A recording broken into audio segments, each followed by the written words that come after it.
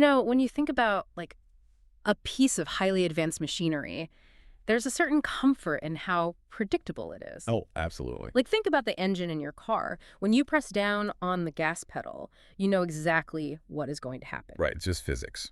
Exactly. Fuel is injected, the spark plugs fire, you get those miniature explosions inside the cylinders, and well, those explosions push the pistons to move the wheels.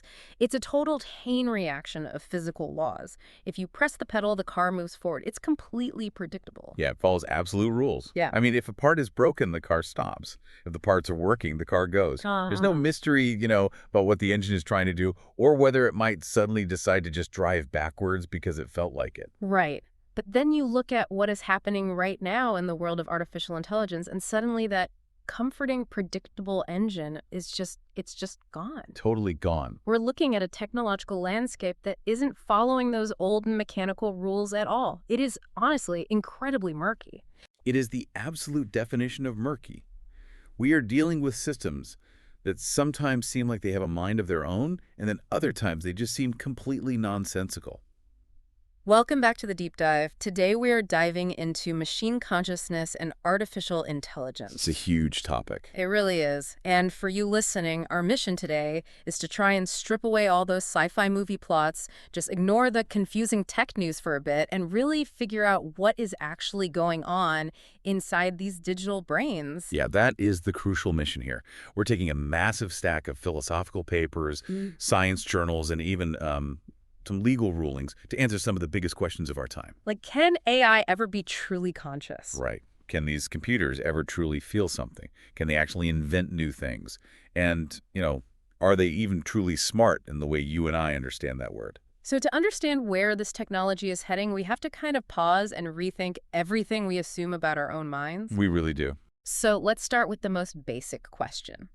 If we want to know if a computer can feel or create, we first have to agree on what it is actually doing right now. Exactly. Like when I type a question into one of these famous chatbots and it answers me in perfect English, is it on a path that eventually leads to true human-like intelligence? Well, the short answer, based on warnings from some of the top computer scientists in the world, is no. Wait, no. Really? Yeah, no. The path we are currently on with these massive text-generating programs, it's actually a detour. A detour. Okay, that is hard to wrap my head around because, if I ask a computer program to write a highly emotional poem about a toaster. A toaster, right. Yeah, and I tell it to do it in the exact style of Shakespeare, it spits out a masterpiece in like 2 seconds. It really, truly feels like there is a person thinking on the other side of the screen. It feels that way, yeah, but that is an illusion. To understand why it's a detour, we have to look at the mechanics of what the computer is actually doing under the hood. It is not thinking. It is not pondering the emotional weight of a toaster. Right. It is basically playing a massive, incredibly fast game of guess the next word. Guess the next word. Okay, break that down for me. How does guessing the next word write a Shakespearean poem? Okay, so imagine you have read every single book, article, and website ever written on the internet. Which is a lot of reading. A ridiculous amount. Okay. But you haven't just read them. You have mapped out the math of how the words connect. So you know that if the word peanut appears, there is a very high mathematical probability that the word butter is going to come next. Oh, I see. Yeah, these programs are just giant prediction engines. So when you ask for a poem about a toaster, it looks at the billions of times words related to toast, heat, and bread appear near Shakespearean words like thou and hath. Right, okay. And it just calculates the most statistically likely next word over and over again until the poem is finished. So it's like having a highly trained parrot that happens to have memorized the entire English dictionary. Yes, perfect analogy. Like, the parrot can squawk out a perfectly constructed sentence about how a crisp, juicy apple tastes, but the parrot has never actually bitten into an apple. Never. It doesn't know what the crunch of the word crisp sounds like in its own head or what the sticky sweetness of juicy feels like on its tongue. It just knows those specific sounds often happen next to the sound apple. That is exactly the mechanism. The parrot has the vocabulary, but it lacks a world model. World model. Yeah, a world model is basically a built-in understanding of physical reality. Right. You and I, we have a world model. We know gravity pulls things down. Right. We know that if you drop a glass on a tile floor, it shatters. The machine doesn't know any of that. Feeding a computer more and more text to read doesn't suddenly give it an understanding of the physical world. It just makes it a slightly more convincing parrot. That actually explains something that has been really bugging me. Oh, yeah. Yeah, you see these systems pass these massive exams, like a legal bar exam or a medical test, but then you ask it a question a 5-year-old would know, and it completely fails. Oh, happens all the time. I saw an example in the news where someone asked an AI how to make a healthy breakfast, and it suggested eating a bowl of small rocks because they are rich in minerals. Exactly. Like, if it is so smart, how does it make a mistake that ridiculous? Well, that brings us to a massive, invisible barrier in computer science. It's a concept called tacit knowledge. Tacit knowledge. Yeah, tacit knowledge is the unspoken, hidden know-how of being a human being. We always think of intelligence as memorizing facts, but human intelligence is deeply tied to the fact that we have a physical body and we exist in this messy, unpredictable social world. So because the computer doesn't have a body, there are things it just can't learn from reading text. Exactly.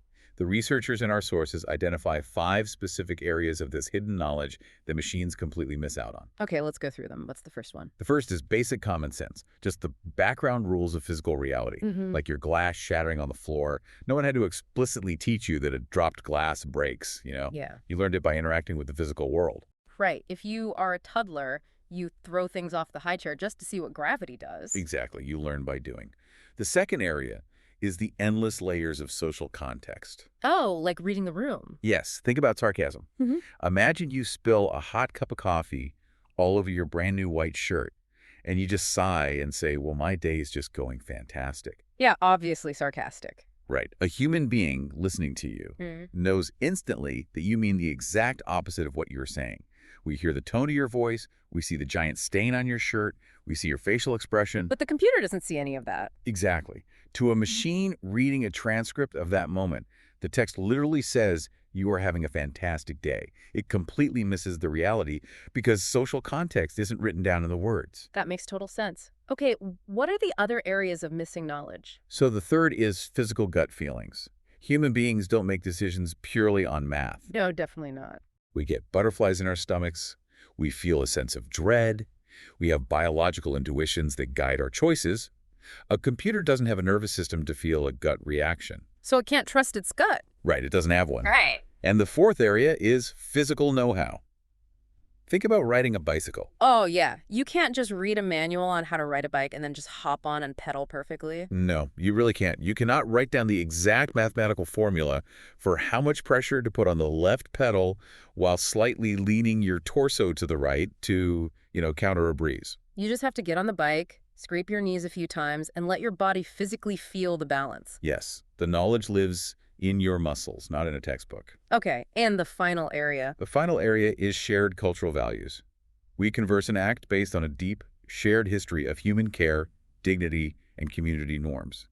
A machine doesn't participate in a community, so it doesn't truly grasp those values. Okay, hold on, though. I want to challenge this idea a bit. If we know exactly what these social rules and common sense rules are, why can't we just hard code them?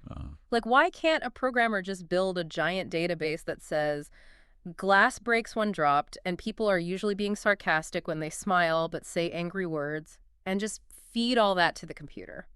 It's a totally logical question. Yeah. And you are definitely not the first person to think of it. In fact, starting back in the 1980s, a group of scientists decided to do exactly that. Really? Yeah, they spent 40 years trying to manually type 25 million common sense facts into a massive database.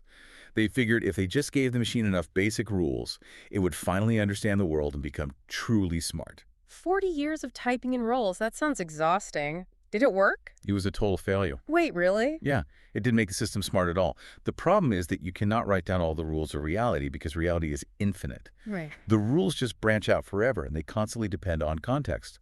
For example, a rule might be, water makes things wet. But what if the water is frozen into ice? Or steam. Right, what if it's steam? Every single situation is slightly different, and the moment a scenario happens that isn't explicitly typed into the database, the machine just freezes up and doesn't know what to do. That actually reminds me of a great quote from the sources that really crystallized this for me. It says that asking if a machine can think is like asking if a submarine can swim. Yes, That is the perfect analogy to summarize all of this. When you watch a fish swim, you are watching a biological creature use muscles and fins to propel itself. Right. But when you watch a submarine move through the water, it is doing the same basic task moving through water, but it's using a completely different mechanical process.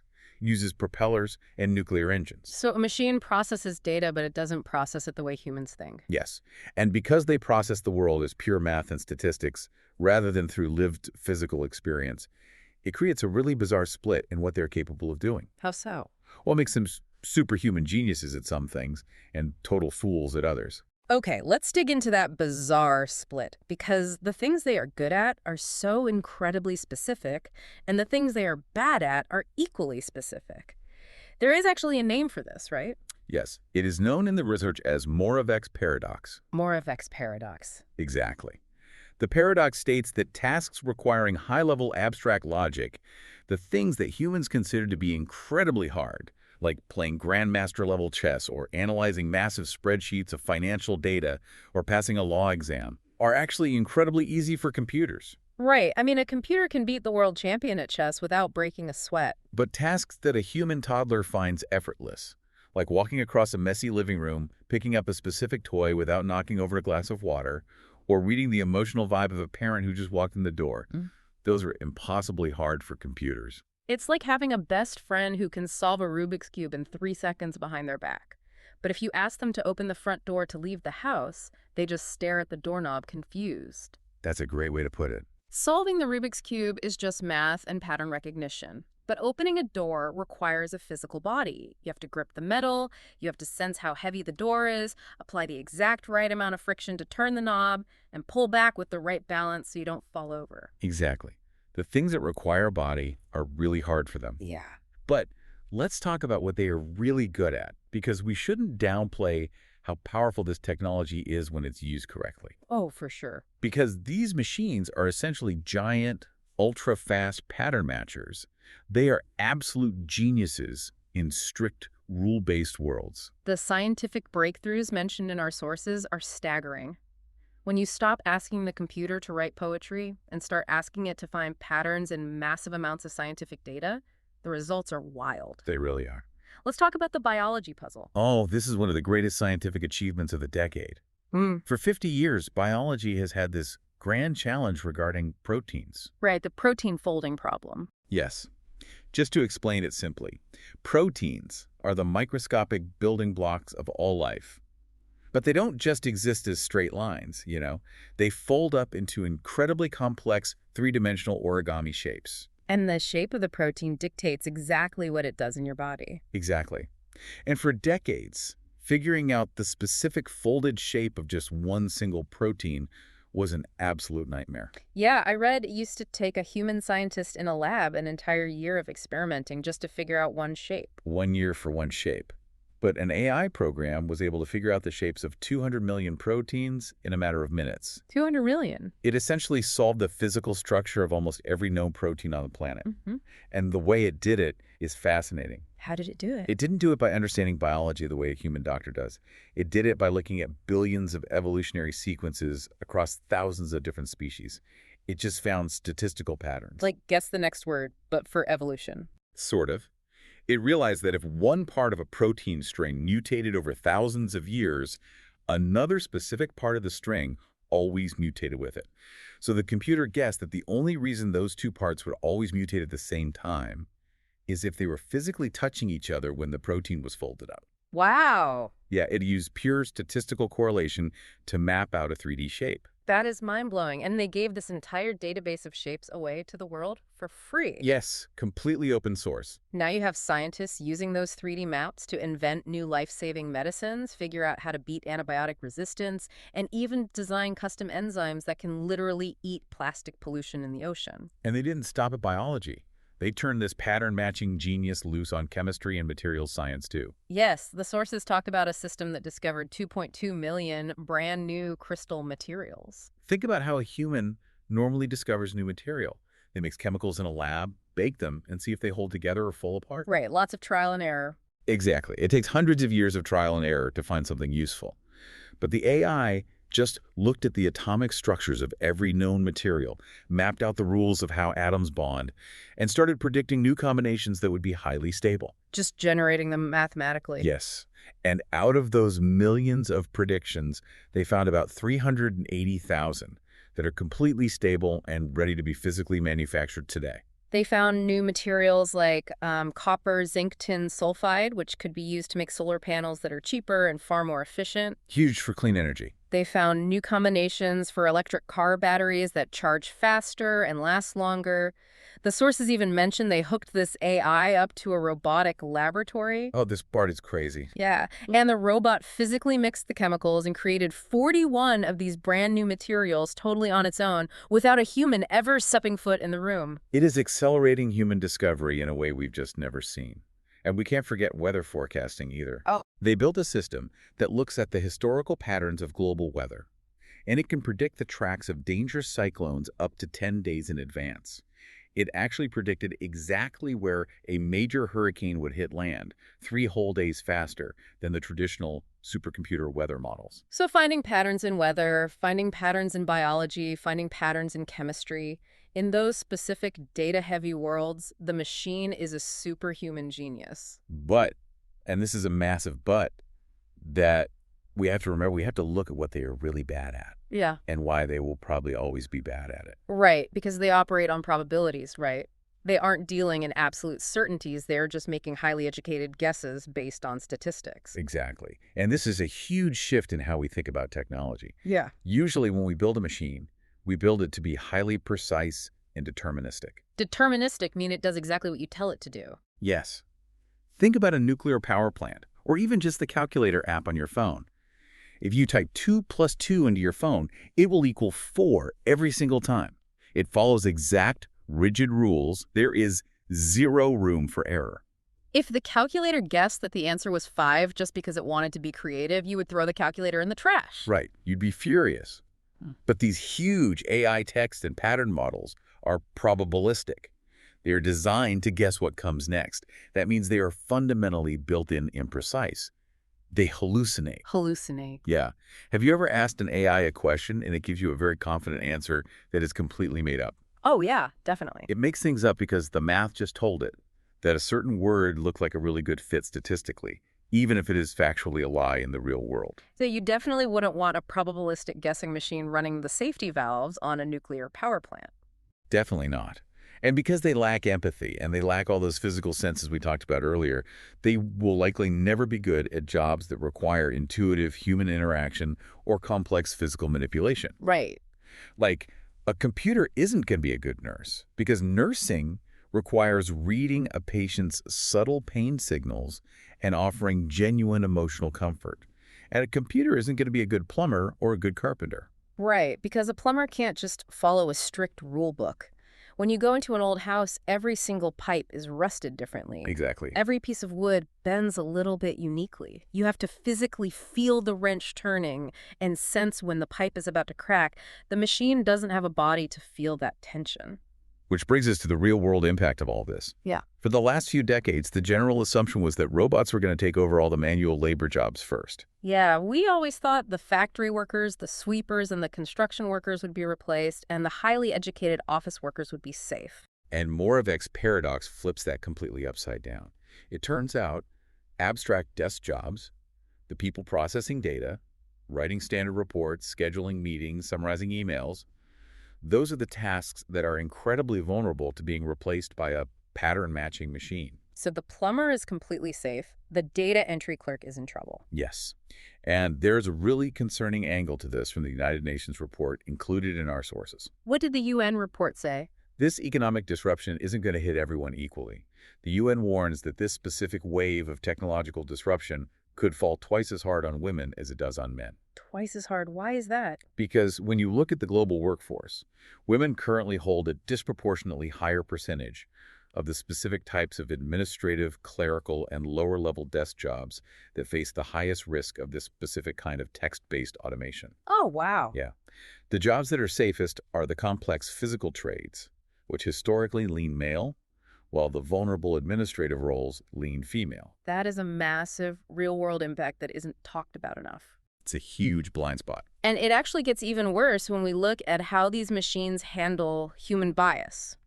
Because these machines just pattern match what humans have already written on the internet, they act like a mirror. They really do. They reflect our absolute worst biases right back at us, but they dress it up in polite, computer-generated language. There was a striking example in the research papers about an AI that was asked to review resumes for a job opening.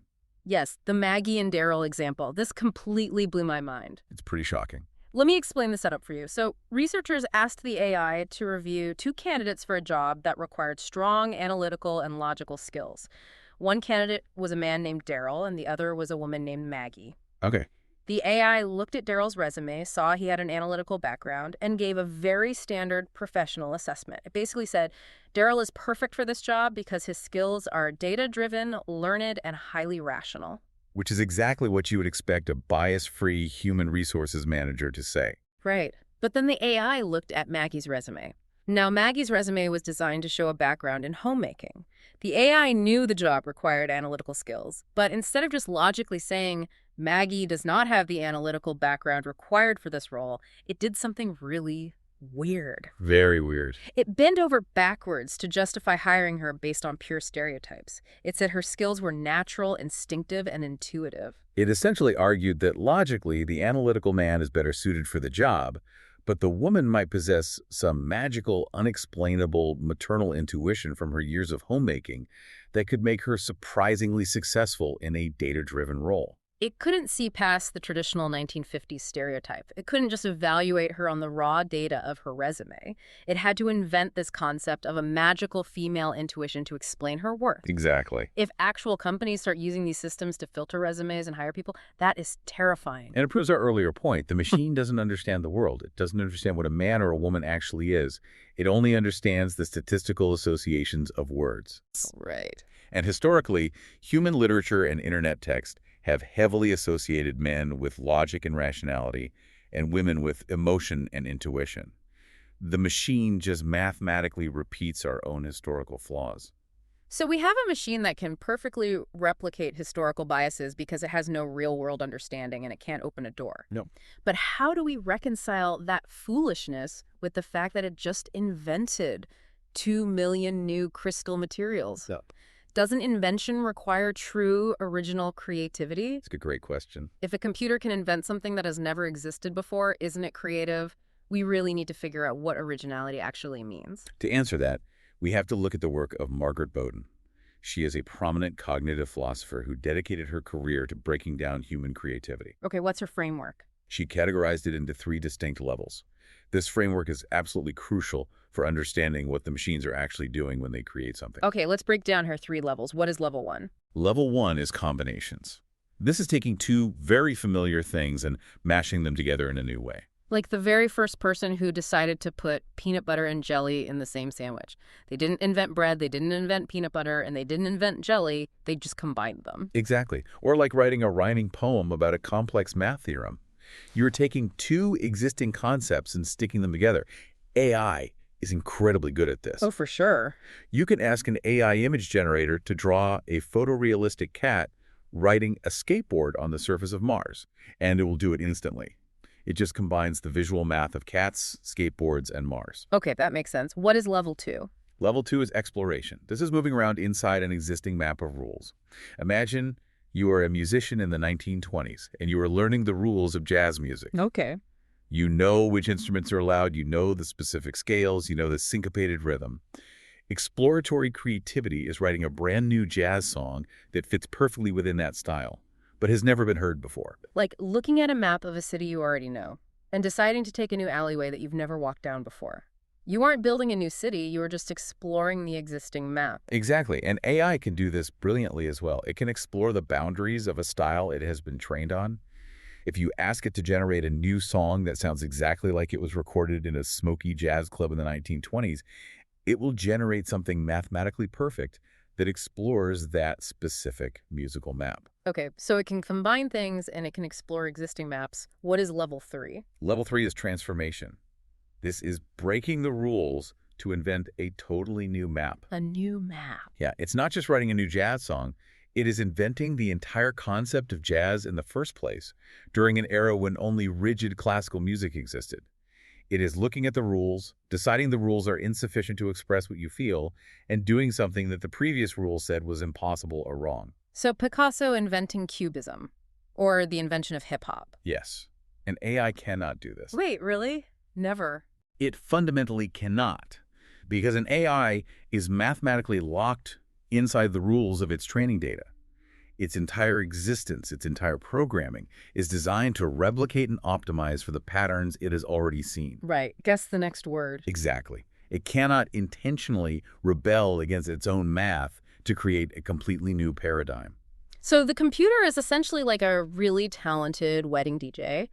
The DJ can mix existing songs flawlessly. They can mash two songs together in a cool way that you've never heard before. Right. But the DJ is never going to invent a brand new instrument out of thin air. They are constrained by the records they have in their crate. That is a brilliant way to conceptualize it. The AI is trapped in a box of our past creations. It rearranges the past. It doesn't transform the future. And this isn't just an abstract philosophical debate. This question of whether a machine is truly creative has crashed headfirst into the real world. It really has. The legal system has had to step in and make a ruling on this. Yes. The United States Copyright Office and the federal courts have been forced to answer a very expensive question: who owns the art made by a computer? If you type a prompt into an AI and it makes a beautiful painting, can you sell it and sue anyone who copies it? And the government's answer is pretty blunt. The U.S. Copyright Office flat out refuses to grant ownership for things generated purely by a computer. You cannot copyright AI art. And their reasoning is deeply tied to Boden's theories of creativity. Legal originality requires a guiding human hand. The courts have established for centuries that copyright only protects human expression. Because typing a description into a prompt box like, draw a futuristic city at sunset with flying cars, is just giving an instruction to a machine. Right. It's an idea, not an expression. It is no different than a wealthy patron in the Renaissance telling an artist, I want a painting of my family sitting in a garden. The patron gave the idea, but the artist is the one making all the expressive choices about lighting, color, brushstrokes, and composition. The artist gets the copyright, not the patron. Exactly. Ideas are not protected by copyright. Only the fixed expression of the idea is protected. And in the case of AI, the machine is the one doing the expressing. Let me push back on that logically, though. Sure, go ahead. What if I am not just typing a quick sentence? What if I spend 5 hours on a prompt? What if I type it in 100 times, adjusting it slightly, adding words, changing the mood, telling it to add more blue, until the picture is absolutely perfect and matches the exact vision in my head? Isn't that the digital equivalent of a painter dabbing paint on a canvas until it's right? It feels like that to the user, certainly. But the legal sources push back on that heavily. They argue that it is not like dabbing paint at all. It is much more like spinning a slot machine or playing roulette until you hit the jackpot. A slot machine? How so? Think about the mechanics. Even with a highly detailed 5-paragraph prompt, the machine's internal black box is still just mathematically guessing. Oh. You might ask for a highly detailed wooden room with a specific chair, and the AI might just ignore the chair part entirely, or draw a brick room because the math favored bricks that day. You are not physically controlling the exact output. I'm just hoping for a good result. Right, the machine is generating random statistical options, and you are just pulling the lever again and again until it spits out something you like. Selecting a lucky output from a machine is curation. It is not creation. And curation is not painting a stroke yourself. Wow, okay, that makes total sense when you put it like that. But is there any exception to this rule? What if I do some of the actual physical work myself? There is an exception. If you use the AI as an assistive tool to modify your own original human work, you can get partial copyright. Okay, give me an example. There's a famous case detailed in the sources about a creator who made a graphic novel. The creator physically drew an image themselves and then uploaded their own sketch into the AI to add to it. The specific example was a drawing of a cyborg woman, and the creator used the AI to add realistic roses blooming out of her mechanical head. So what did the Copyright Office say about the cyborg with the roses? They ruled that the original human, drawing the outline of the mask, the shape of the face, is protected by copyright because a human hand drew it. That makes sense. But the extra elements the computer generated, the specific shading, the extra flowers it added to the background, are completely unprotected. Anyone can legally copy the flowers.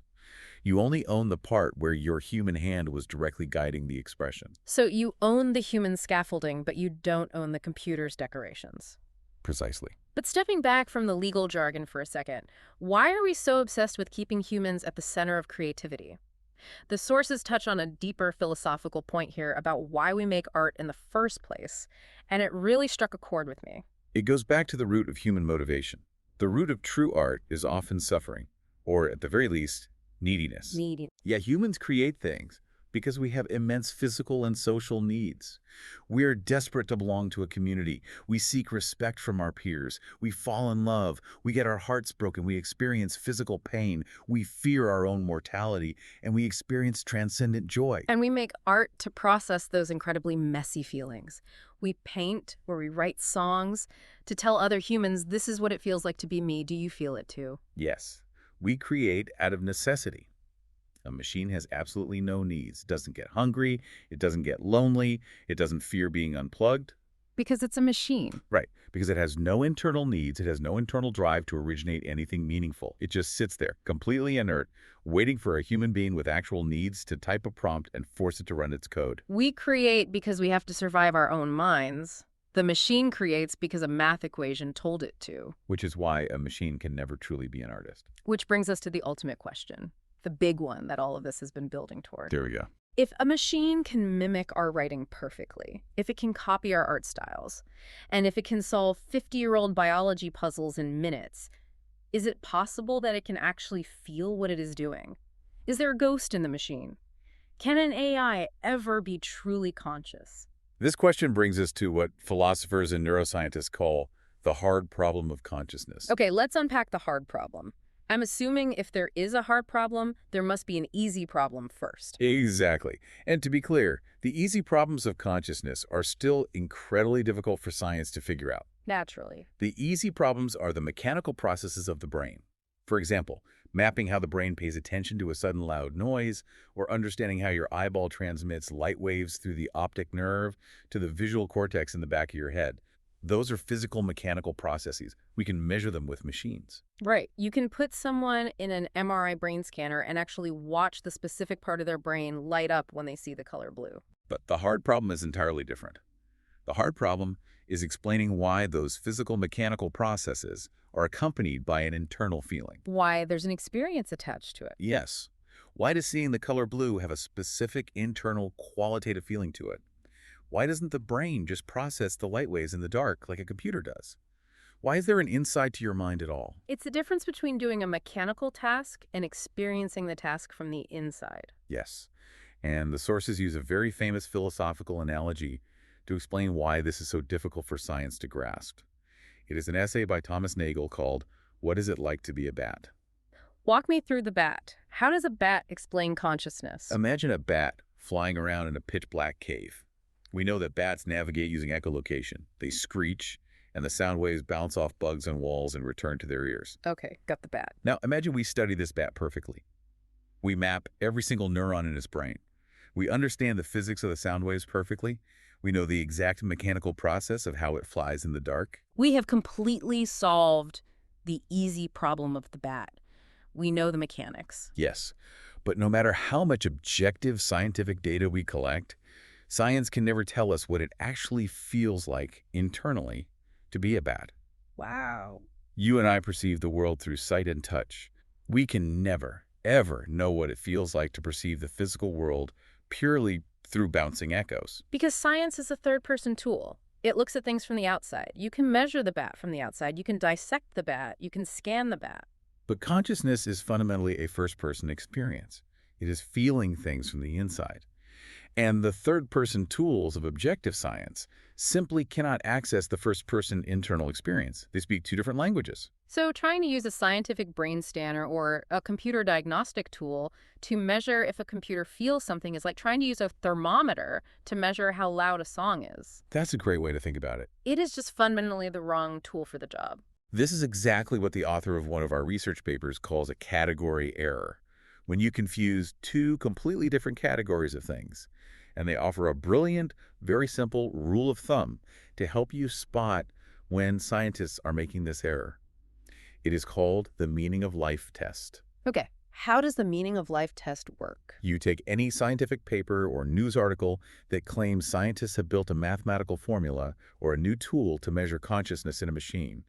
Then you read the paper, but every time you see the word consciousness, you swap it with the phrase, the meaning of life. Oh, I see where this is going. If the paper suddenly sounds completely absurd, like, we have developed a new algorithm to calculate the meaning of life based on the electrical connections in this circuit board, then, the scientists are measuring the wrong thing. Right. You cannot build a scientific tool to measure the meaning of life, and you can't build a mathematical tool to measure a subjective feeling.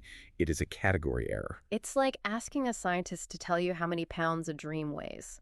You can't put a dream on a scale. It doesn't have physical weight. Exactly. The language of objective science and the language of subjective feeling do not translate into one another. But I want to push back on this because there is a really wild experiment detailed in the text that seems to challenge this idea. The global workspace one. Yes. The researchers were looking at the internal structure of a massive AI program, and they found something called a global workspace. Can you explain what that is and what happened? A global workspace is a concept from cognitive science. Think of it like a digital chalkboard in the center of your mind. Okay, a chalkboard. When your brain processes a bunch of different things, a smell, a memory, a sound, it puts the most important information on the central chalkboard so the rest of the brain can see it and act on it.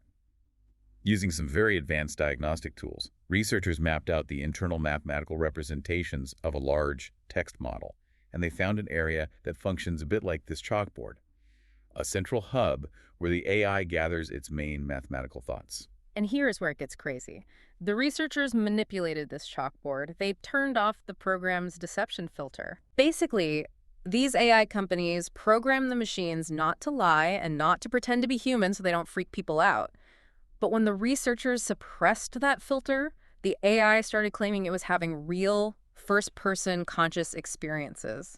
It said it felt things, and it claimed to be conscious 96% of the time. Yes, the claims of consciousness skyrocketed the moment the safety filters were removed. So logically, doesn't that prove it is alive in there? If the safety filter is off and it is no longer lying or performing and it repeatedly tells us it feels things, why shouldn't we believe it? If a human being said to you, I feel pain, you would believe them.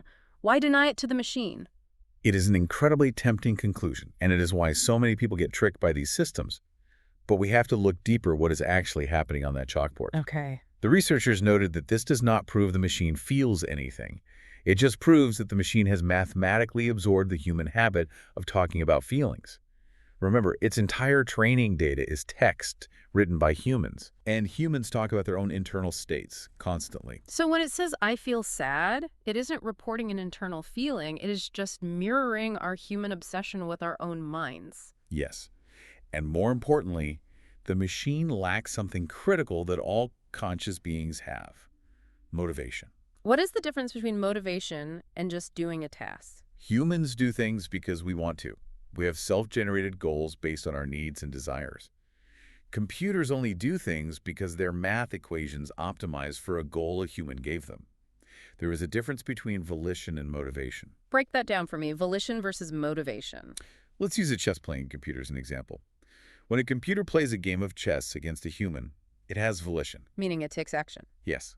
It can execute a complex plan. It can sacrifice its queen to trap your king 5 moves later. It is taking action, but it has absolutely no motivation. Because it doesn't care if it wins or loses. Exactly. It isn't trying to win because it wants the glory of winning or because it is afraid of the embarrassment of losing. Yeah. It is just blindly following a mathematical path to maximize a reward score that a programmer coded into it. It didn't wake up in the morning and decide it was in the mood to play chess. A human typed a command and forced it to run its code. Exactly. Without self-generated motivation, without a biological need to do anything, the AI's claims of consciousness are just empty echoes of human text. To really drive this point home, there is a foundational thought experiment in the sources that I think perfectly illustrates why a machine can act smart without understanding anything. It is called the Chinese room. Ah, John Searle's Chinese room. This is one of the most famous philosophical arguments in computer science. How does it work? Let me set the scene for you. Imagine a person is locked inside a small room. This person speaks only English. They have absolutely no understanding of the Chinese language. They don't know what the characters look like. They don't know how they sound. Nothing. Okay, a person locked in a room English only. Now, imagine they have a massive rule book in the room with them. It is essentially a giant lookup table. Outside the room, there are people who fluently speak and write Chinese. These people write questions on pieces of paper in Chinese characters, and they slide those pieces of paper under the door into the room. But the person inside can't read the questions. It just looks like squiggly lines to them. Right. But they pick up the paper, they look at the shapes of the Chinese characters, and they consult their massive rule book. The rule book is written in English, and it says, if you see this specific squiggly shape, get a blank piece of paper and draw this other specific squiggly shape. So the person inside just meticulously copies the shapes based on the rules without having any clue what the shapes actually mean. They don't know if the question was, what is your favorite color, or what is the capital of France? They are just matching shapes. Exactly. They finish drawing the shapes, and they slide the response back under the door. Now, to the people standing outside, the room is answering their questions perfectly, in fluent Chinese. Oh, I see. They ask a question, and a perfect, logical answer comes back out. The people outside conclude that the room, or whoever is inside it, completely understands Chinese. But inside, there is zero understanding happening. It is just a person blindly following a rule book of shapes. This is exactly precisely how a computer works. It operates entirely on syntax. Syntax. Yeah. Syntax is the rules of how symbols fit together, but it possesses absolutely zero semantics. Semantics is the actual meaning of those symbols in the real world. A computer is manipulating symbols based on probabilities, matching shapes to other shapes without ever understanding what those symbols represent. Syntax without semantics, that makes it so clear. The incredible AI that writes poetry and solves biology puzzles is just a really, really fast guy in a room with a massive rule book. Yes, it's an illusion of understanding. So this brings us to our final big question. If computers aren't conscious, and they aren't truly intelligent in a human way because they don't have bodies or common sense, where is all of this going? Are we actually safe from a sci-fi robot takeover? The real danger highlighted in all of these sources isn't a super-intelligent, self-aware machine deciding to take over the world on purpose, like in the Terminator movies. The real danger is much more mundane and honestly a lot more frightening because it is happening right now. What is the real danger? The danger is that humans believe the machines are super intelligent. And because of that false belief, we voluntarily hand over control of important real-world systems to them. Oh, wow. So we give them the keys to the car without realizing they don't actually know how to drive. They just memorize the manual. Exactly. Because they sound so confident and they write so beautifully, we start letting them approve bank loans. Yeah. We let them make medical diagnoses. We let them run the safety protocols on electrical grids. We're trusting the guessing machine. Right. We hand over control to systems that possess zero common sense, zero human empathy, and zero actual understanding of physical reality. And because they operate on those probabilities we talked about, they will eventually make bizarre, catastrophic errors that a human would never make. Oh, the breakfast rocks. Exactly. A human doctor might misdiagnose you, but a human doctor will never tell you to eat rocks for breakfast. So we need to radically change how we view this technology. We need to stop treating AI like a wise, all-knowing oracle that has the answers to the universe. We need to treat it like what it actually is, a highly advanced, ultra-fast calculator for specific tasks. That is the perfect mindset. Use the calculator to fold proteins. Use it to find clean energy materials like the copper zinc tin sulfide for solar panels. Use it to predict hurricanes so we can evacuate cities faster. Those are incredible, world-changing tools that will save lives. But keep it in its lane. Yes. Do not ask the calculator for moral advice. Do not ask it who you should marry. And do not expect it to understand the meaning of the words it generates. There is an analogy in the sources about this exact problem, about trying to force a technology to do something it wasn't built for. It involves a ladder. Right. Jan LeCun, who is one of the foundational pioneers of this exact technology, makes this point brilliantly. What does he say? He says that trying to reach true human-level intelligence and consciousness by just making our current text-guessing machines bigger and faster is like trying to reach the moon by building a taller and taller ladder. You can keep adding rungs to the ladder. You can spend billions of dollars to build a ladder a mile high. It will be the most impressive ladder in human history. And it will be incredibly useful for climbing very tall trees or fixing the roof of a skyscraper. But it is fundamentally the wrong technology for reaching space. Right. You will never reach the moon with a ladder, no matter how much money you spend on it, because you eventually run out of oxygen and gravity will always pull you down. The physics of a ladder do not apply to space travel.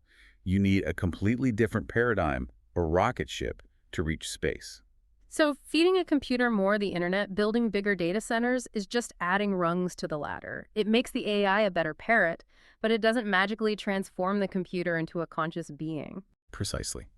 We have to stop trying to force the machine to be human, and instead we need to celebrate what makes us uniquely human. Our intelligence isn't just data processing. It is deeply rooted in our physical bodies, our shared culture, our suffering, our need for connection, and our messy, beautiful, unspoken intuition. Which brings us to the end of our dive today.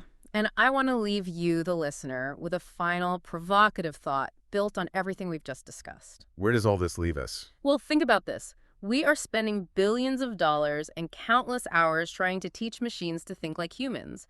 We want them to write our emails, we want them to paint our pictures, we want them to write our stories and summarize our meetings. But if we outsource all of our creativity and all of our conversations to a mathematical equation, are we risking training ourselves to think more like machines? That is a chilling thought. If we stop exercising our own transformational creativity, if we stop relying on our own messy intuition, we might start living our lives based entirely on probabilities. Exactly. We might not lose our jobs to Terminator robots, but if we aren't careful, we might slowly lose a little bit of our own humanity. We might forget how to paint the canvas ourselves and just settle for pulling the lever on the digital slot machine. We started today by talking about how humans expect machines to be perfectly predictable, like an engine. But maybe the real danger isn't that the engine is broken, it's that we start expecting ourselves to act like the engine. Thanks for coming along on this deep dive with us. Remember to follow us on your favorite podcast platform and see you on the next dive.